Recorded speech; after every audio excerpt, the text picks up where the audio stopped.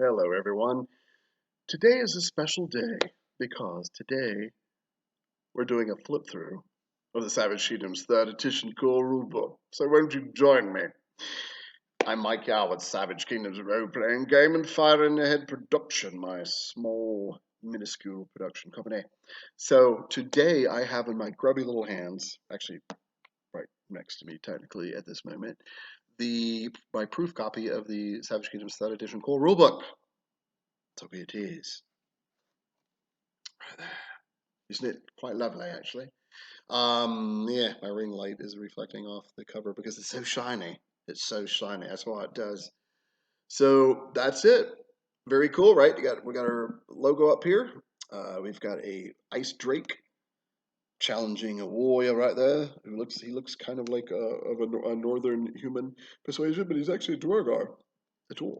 And that's our three logo. It looks like a Celtic or Nordic dragon wrapped around three red columns, but well, it stands for that, but also it means three, as in third edition. Core rulebook. There's my name. There's a little blurb at the bottom. And there's the spine. You can see how thick it is, and you can see that logo show up again, the imprint as well, and that references the Savage Kingdom's logo. There, whoop, that's the rear right there, and you can see the Celtic-esque knotwork around the sides, which I love. And blood splatter. Pay attention to the blood splatter because it does show up later on through the book. It's a thematic element that runs through.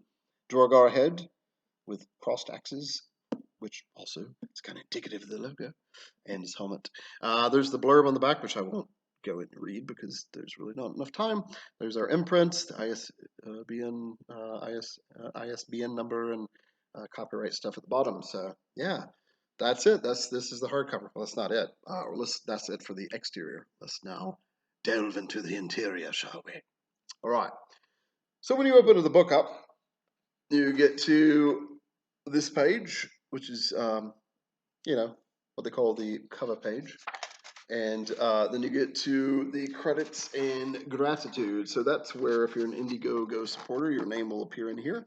If you're one of my playtesters, you'll appear here. And if you're one of my really good playtesters and have given me tons of money over the, I'm kidding, then you're up here contributing art. So that's people that kind of pitched into different ideas and have probably been playtesting with me for several years. Additional thanks, and it runs all the way down to the bottom to my little my little thing. What do you call it? Dedication at the bottom. Right. So there we go. Very cool. And then the table of contents starts right there, as you can see. The top of each page is a Savage Kingdom's header. So I don't know if you can see it, but right there at the top. And at the bottom is the page number, and as I'll show you in a second, a cute little icon that kind of reminds you what chapter you're in.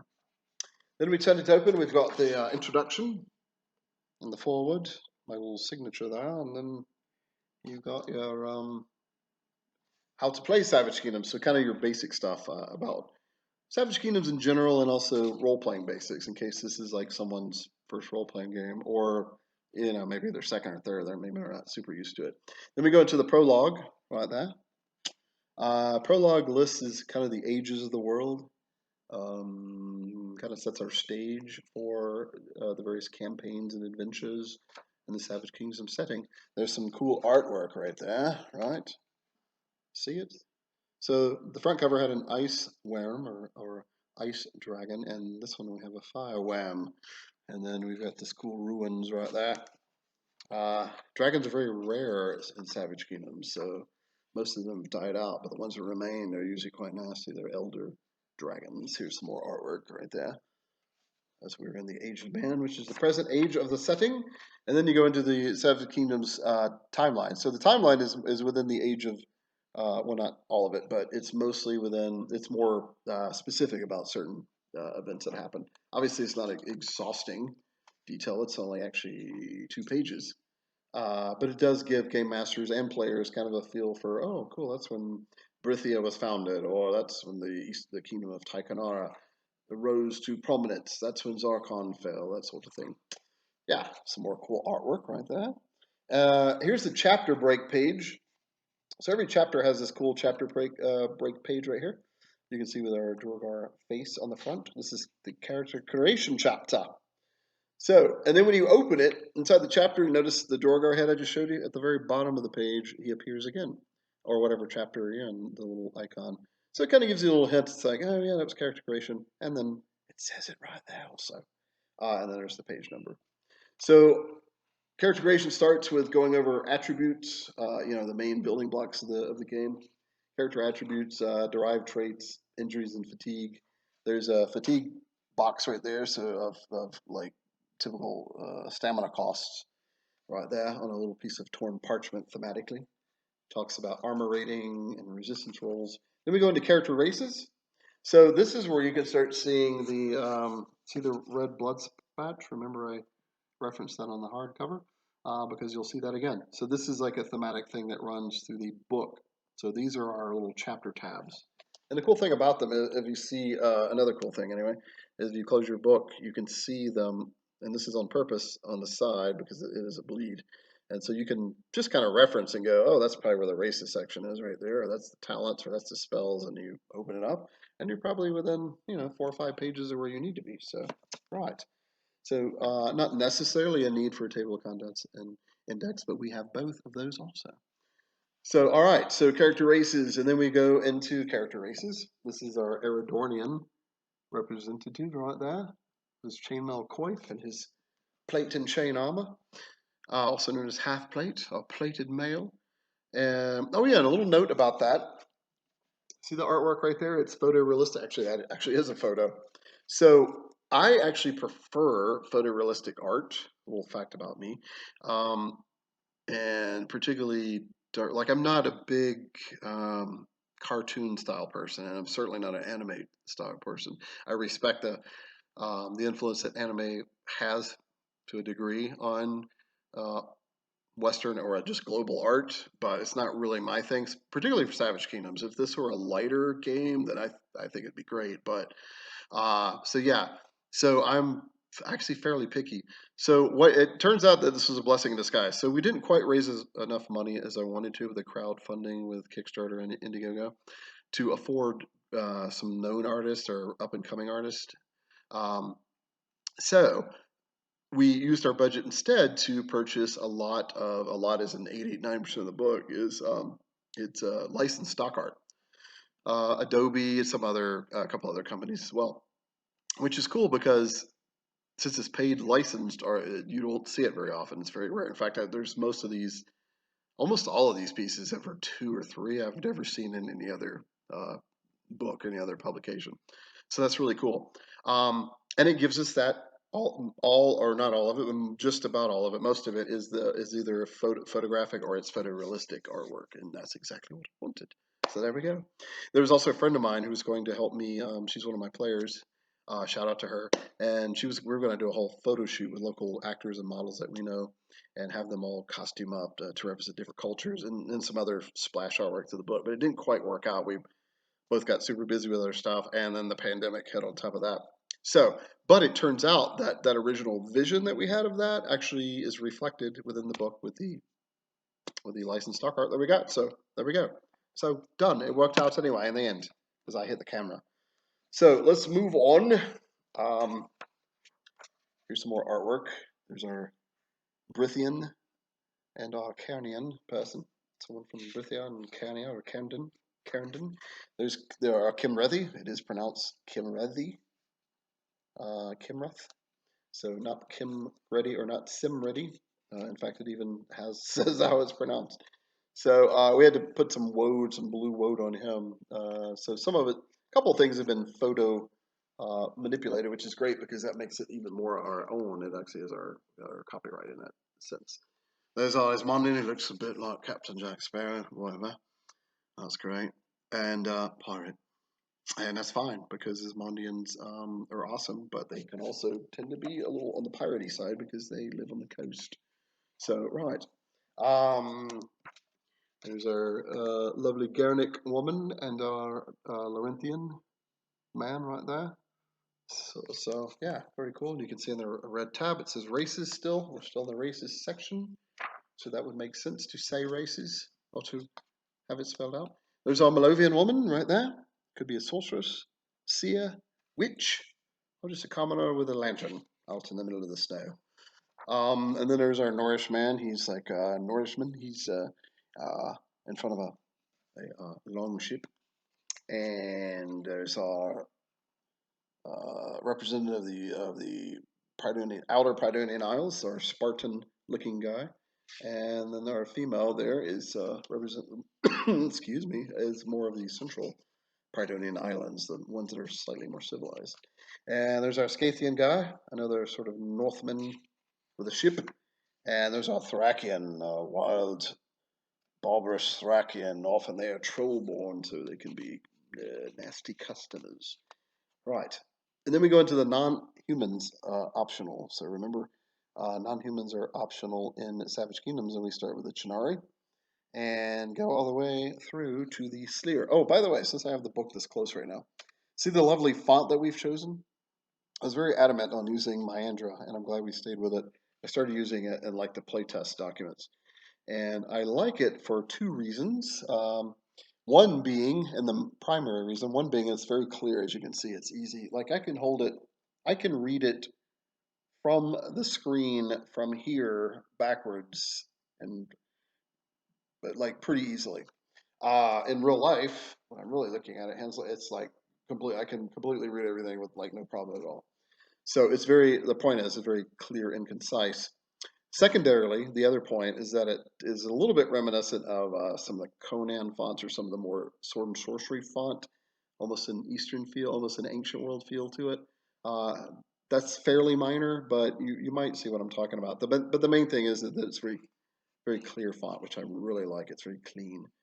All right, so then we have the Chernari, the two types of Chernari. We got a little splash of Duergar art there. There's our Dark She. She's lovely right there with her white owl. It could be a familiar or something. There's our Eluna She. So basically equivalent to high elves, and so you can do your Pathfinder or something like that. We go into the Sleer, the Serpent Folk. From the golden Sleer to the green Sleer to the red Sleer. Unfortunately, we don't have any artwork that represent them. But there's the script descriptions of them are fairly detailed, so use your imagination. And then we get into callings.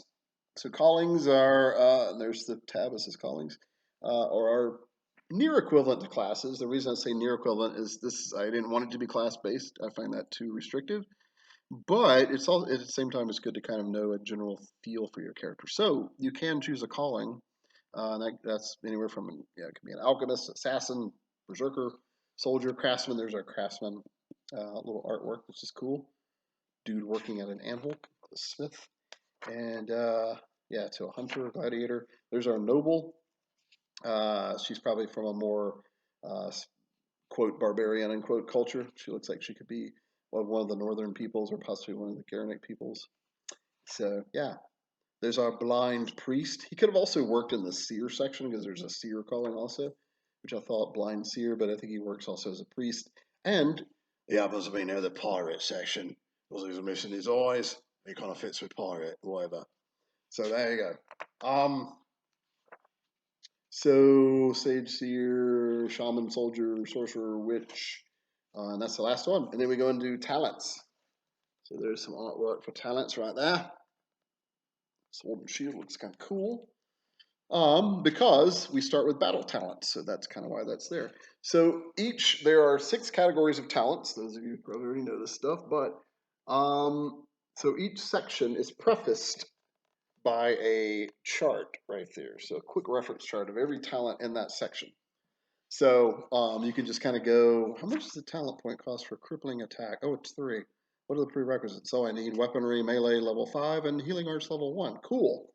I have that. Or, oh, not cool. I have to wait. Or, blah, I don't want it. So, and then it goes into detail later on. There's each listing. You can see how clear the font is. Good size. I think that's 12 point titles. The body text is 10 point, I believe, or maybe 9.5. I think it's 10 actually. And so, yeah, so it makes it very clear and crisp and very quick, easy reference. Really nice. So the background of each page, as you can see, is reminiscent of the covers, which has the cool mountains, this snowy mountain theme.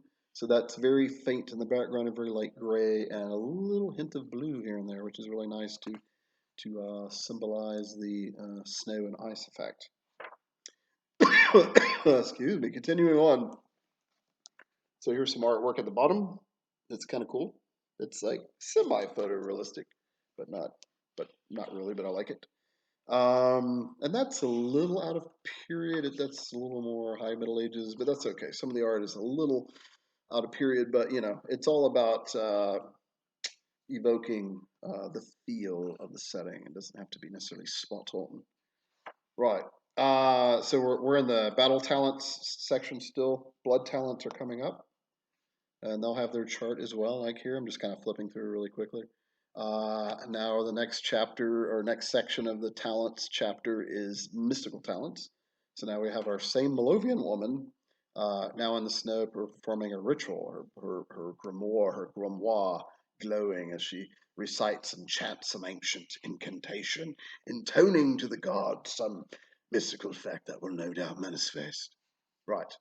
So, yeah, again, theming and story. So we continue on to the mystical section. Now we're at social talents. There's the chart for it right there, the basic chart. It actually carries over to the next page.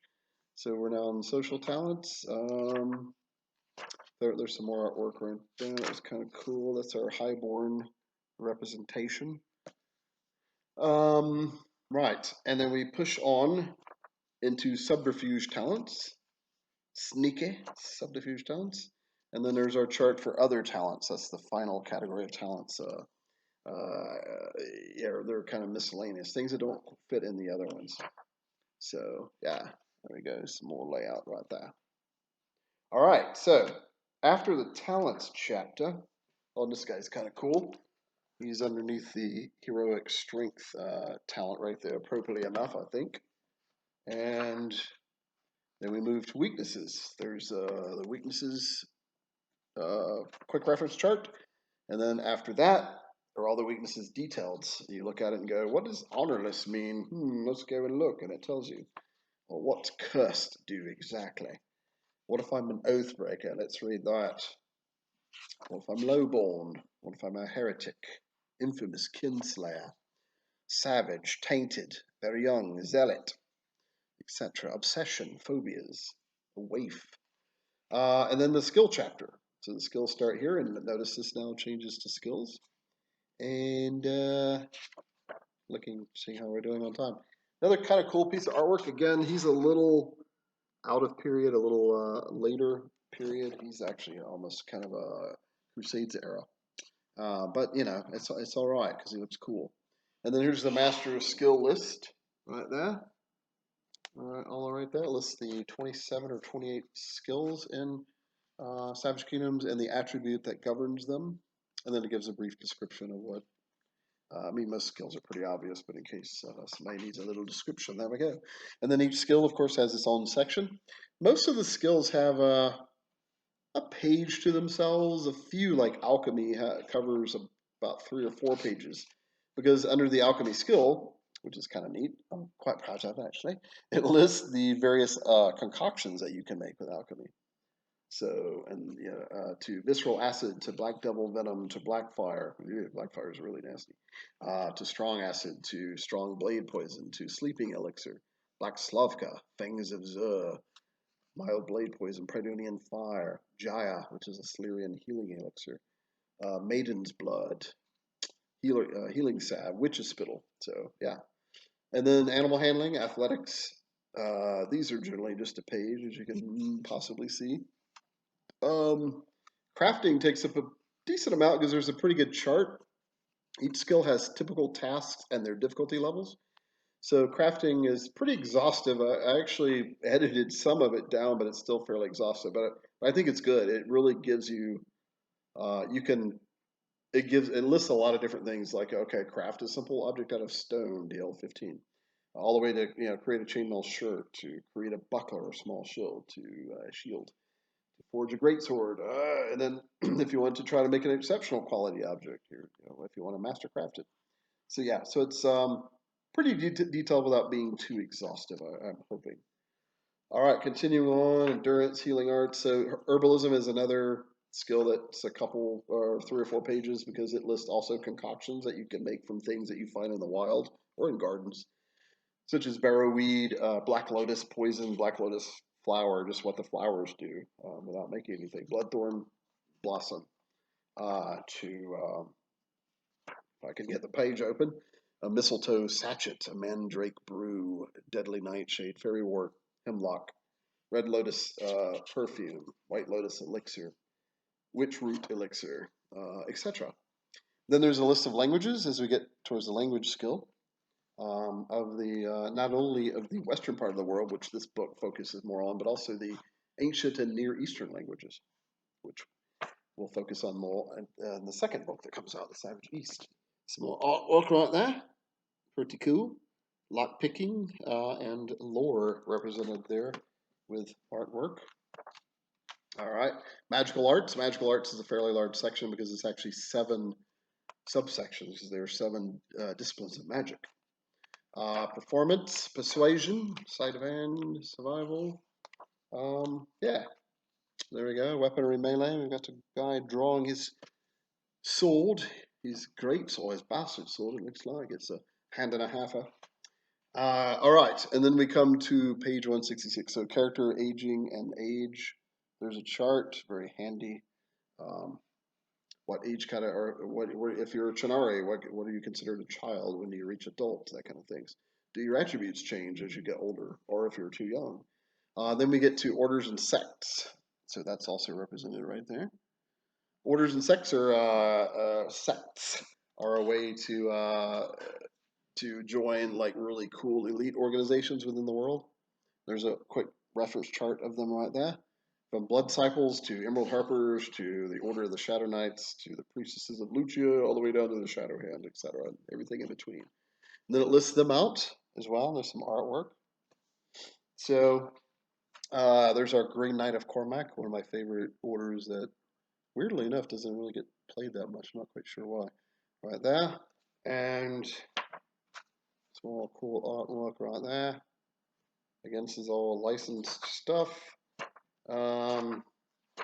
Flipping through a little bit. I won't bore you guys too much, but you probably, some of you anyway, probably want to see some of this at the same time. All right, the next section is spells and magic, right there. So spells and magic, as you might imagine, has, well, spells and magic in it.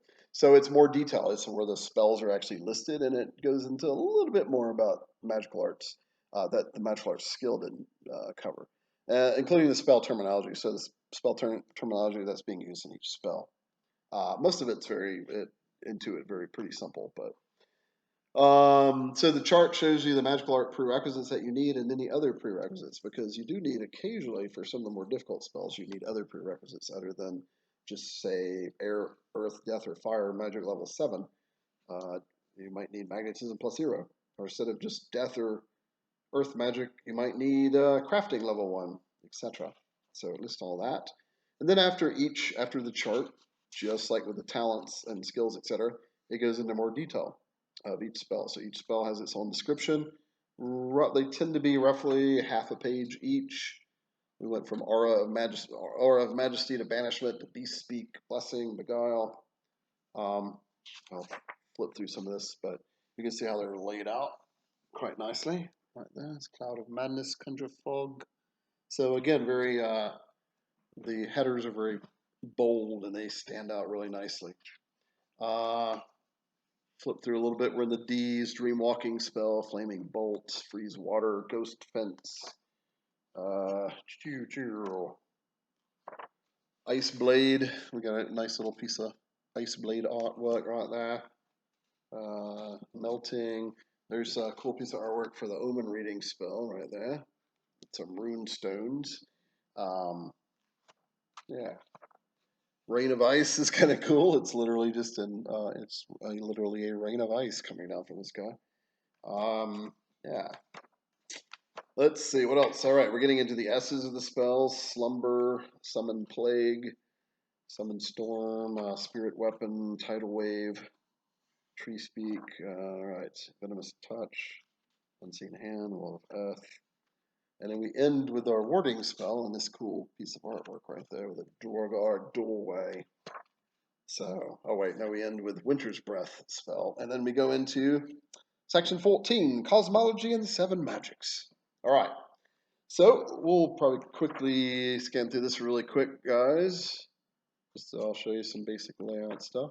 And then we end that little section with that cool book, and then another chapter break that says Gear and Supplies with a long ship icon on it. So once again, when you turn into that chapter, that little icon, in this case, the long ship, shows up at the bottom next to the page number. I can see it right there. And it'll also say what it is. Wait, can you see it? Gear, yeah, at the bottom of the screen there, gear and supplies. So this is kind of nice. A lot of players like this section because this is where you buy stuff. Or sell it, or trade it, or whatever. Because it has a cost as well. It also lists whether the item is common, uncommon, rare, or exotic. Any other stats next to it. Not only weapons and armor, but also other pieces of gear as well.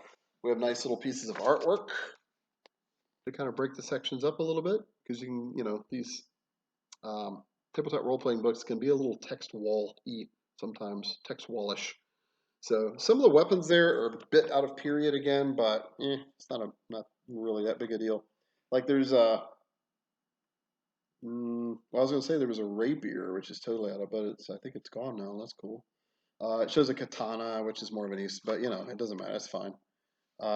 Yeah.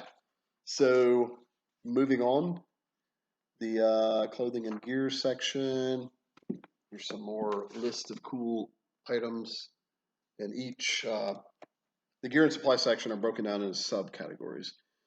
So you have animals, mounts, and transport, for example. Common services is another one. Clothing and other gear is a section. Siege weapons, musical instruments, armor, weapons, range weapons, melee weapons, etc. So yeah, and then it lists item quality because items can be, there we go, heroic, and also heroic, legendary, and enchanted items. But it also goes over if a weapon or armor or another piece of gear is exceptional quality, what are the stats for that? What benefits or master crafted? If something's heroic quality, which means it's enchanted, what does that do? And then all the way up to legendary. So very cool. And then in the next section, you've got like renowned legendary relics and such. Let's say there's a piece of cool artwork at the bottom. And yeah, from the tome of Malagorn the Mad to the Blood Crown to the Horn of Rodon to the Warhelm of Gorgothon to Dragon Spheres to portals and standing stones.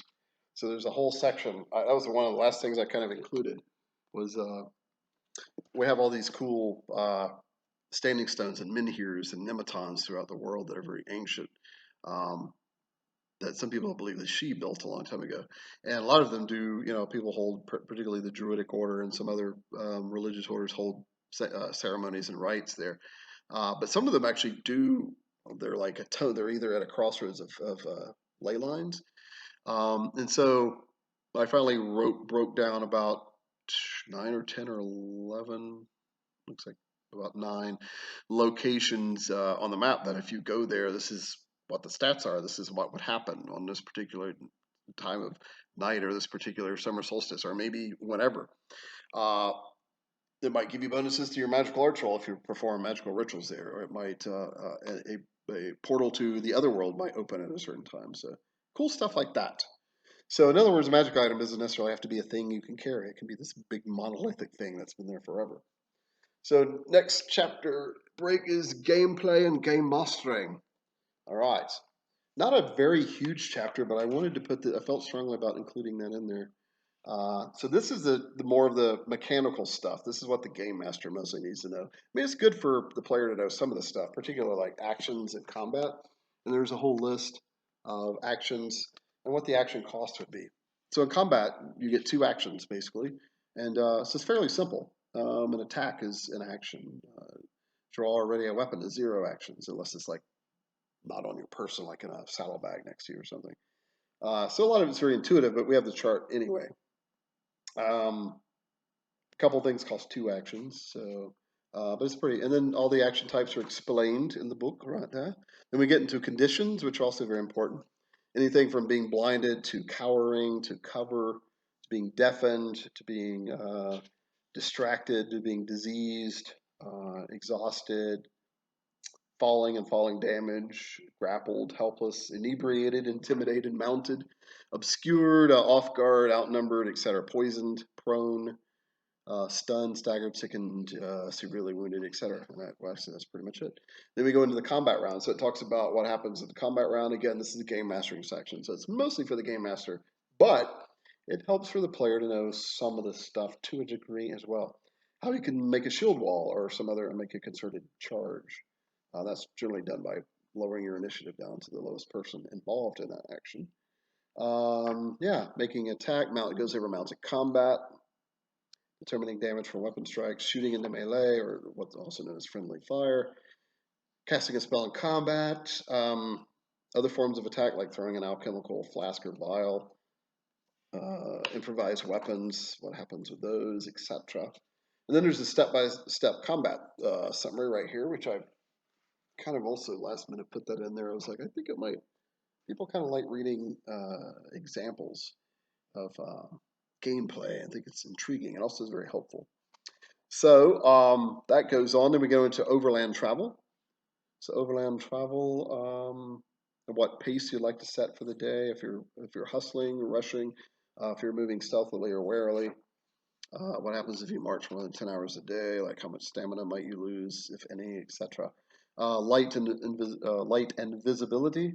So how much light does a torch give off, or how good is star sight, from how good is deep sight or nether sight? How much light does a candle get off, or a bonfire, etc. Food and water, and what happens without with lack thereof. Yeah, moving on, and then we get into traps and hazards right there.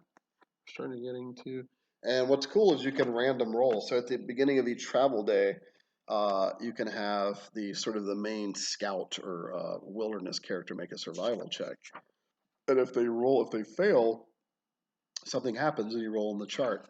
Or you can choose, but there's numbers next to it in case you want to roll randomly. So, for example, they come across a ravine. They have to figure out a way around it, get to go across it, or go all the way around. It may cost them up to half a day or just several hours travel. If it matters, it may not matter. Deep river, quicksand, poisonous plants, pit trap or hidden fall, avalanche, wildfire, festering dead is one of my favorite. Characters come across a place where recently deceased creatures lie about, probably detected due to the putrid smell from at least 50 yards away. Thin ice, bear trap, sandstorm, blizzard, breakdown, like a cart or wagon breaks down, or one of the beasts of burden or a mount gets sick. And then other hazards. Hazards at sea, it goes from, oh, here we go. Just like reading this off to you without showing you. Some more artwork right there. There's our Scythian, the same guy earlier, but he's in a slightly different pose. And this time it looks like he's about to set a course to sail, and that's why it's in the hazards at sea section. And then it lists various hazards that you can do at sea, might happen at sea: fire aboard, water spout, massive creature, flotsam, the doldrums, which means no wind, rampant disease runs across through the crew, etc. Here's a weather chart. You can roll randomly for the weather if you like, which I highly suggest because weather gets ignored too often. It brings the world to life if you remember to do it. Section about mechanical traps, scenes and encounters, very cool. You can actually roll for random encounters if you choose. You roll a 1d20 every 6 hours, and 16 to 20 nothing happens, and then 1 to 15 something does. It's not always a creature. If you roll, it can be a herb or plant that you find. It could be a weather, it could be a mishap, it could be a hazard, it could be a location, an interesting, strange location, and then creature is like the most likely one. Then we go into downtime activity, right there. So, and that's all listed out. There's a lot of options in there. There's about 20 different options for downtime. Doesn't even include it all, but you can get pretty close if somebody says, "Oh, I'm going to research. I'm going to do this." So that's research study, and you look up, and you need to pass a lore check or magical arts if you're like researching like a spell or something. And then it goes into some. Then I have a whole little sort of miscellany of game mastery tips right there. It's about 3 or 4 pages worth, maybe 5 pages worth. And it just goes into rules knowledge, just reminders, rules knowledge, influence of the dice, descriptive narration, the basic rules of improv, descriptive verbiage, calculating damage after a successful attack, applying armor. Don't forget your players' weaknesses. Ranges are in yards. Yes, they are in yards. The Savage Kingdom is not feet, because it's mostly outdoor stuff. Working ritual magic, codes of honor that sometimes get overlooked, calendars and tracking time, advancing at the appropriate time, challenging your players, etc. All right, and now one of the near towards the end is a brief gazetteer, and there's a dragon beyond that iron cage, which you can see is really cool. Another chapter break. This symbol is a compass, so the compass will appear at the bottom of the page, and a nice little icon, and you can see right there. But more importantly, perhaps, is the map. That's the map of the West, the map of the continent of Astagonia and the Pridonian Isles that have broken away from countless cataclysms over the roll of millennia. Each section has a little inset map too. As you can see, there's Eridorn, or at least most of Eridorn. It's not even, it's maybe 2/3 of Eridorn, the kingdom of Eridorn. Some areas, there's the Eridorian calendar it mentions. There's a little sidebar right there. So, yeah. Flip through a little bit. I'm not going to show you all of these. There's calendar right there, and it's in the calendar as well. So, Emerald Isles, right there. Very cool. Ismandos, Lithalor, Gorgatha, Larenthia, Larenthian Empire, and its corresponding calendar sidebar. And yeah, getting pretty close to the end, guys, finally. So at 36 minutes, it's not too bad for a flip through. Malovia, calendar, Neopos. Neopos, this is Norland and Orices. This is in alphabetical order, as you probably can imagine. Phalastius, Pridonia, the Pridonian calendar. Scathia, Sardona, and yeah. So a gazetteer, just to it means, like, it goes over all the different cultures. So each culture breakdown has the language of the area, the religions, geography, notable characters, so NPCs that are there, heraldry, imports, exports, coin type. And one of my favorite parts of each section is common customs. It lists like a customs of the people and common sayings, which is at the end, which is really kind of cool. So your players can learn some of those sayings. I like these 2 pages because there's like 5 different art elements on it, which is kind of neat. So yeah, and as we come out of the gazetteer, we're now in the bestiary chapter, and I think this is the last chapter other than the appendices.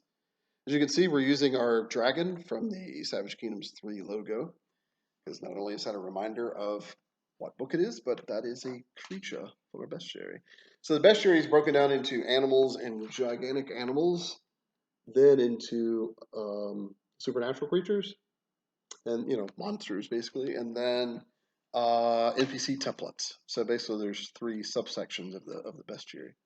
You can see we have some cute little silhouetted line art right there for some of the animals and other creatures. It's all right there. Very cool. Yeah. Moving on to wolves. Okay, so now we're in the supernatural creatures subsection. There's a cool picture of a warrior angel, probably a sword angel or angel of swords. And then we have this guy from the front cover. So there's our dragon again facing our Duergar warrior, probably in the Ice Claw Mountains. And then we go into stats for a bunch of different, from dragon to young dragon to different types of elementals to goblins, frost giants, hell horses, manticora, minotaur, redcap, shadow wraith, troll, zombie, and excuse me, and we get into our NPC template section right there. So there's our artwork for that. Very cool.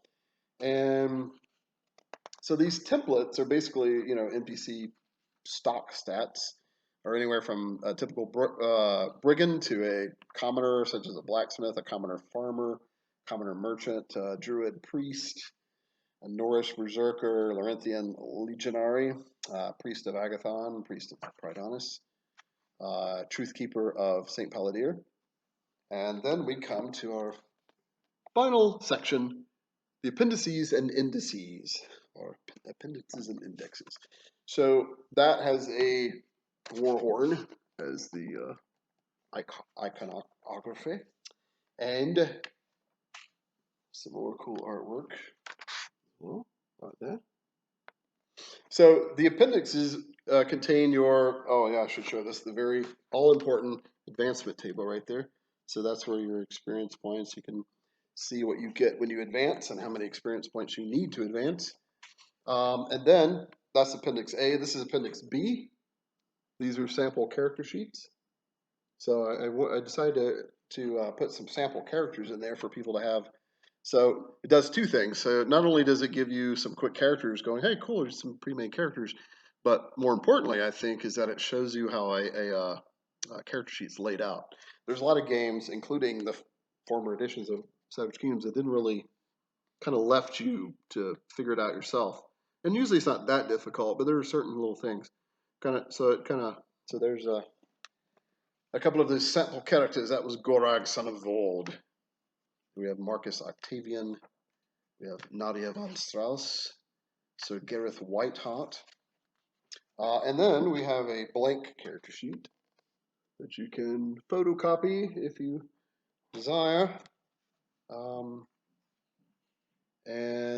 right, the final, there is 3 appendices. Appendix C is the very all-important cross-reference chart for talents. So its main purpose is to quick reference talents chart. So it lists whether the talent is favored for. So if you look and go agile weaponry, it's favored for Kimrethi, Ismondian, Laurentian, Pridonian people, Outer Isles, and Dark She, Wild She, Gold Slayer, Green Slayer, and then it's also favored for Assassin, Gladiator, and Thief callings. So favored means you pay 1 point less. If it shows up both in calling and race, then you pay 2 points less, but never more than 2 points less. So that there's a whole chart of that. So that's very nice. You don't have to flip back and forth quite as much. With that, there's about 8 pages of that, 8 or 9 pages. And then we finally end with the index of tables. So that index will show you, well, like it says, index of tables. So it shows you where all the tables are, because each table also has its a new numerical reference, like such as table 2.1, such as table 2.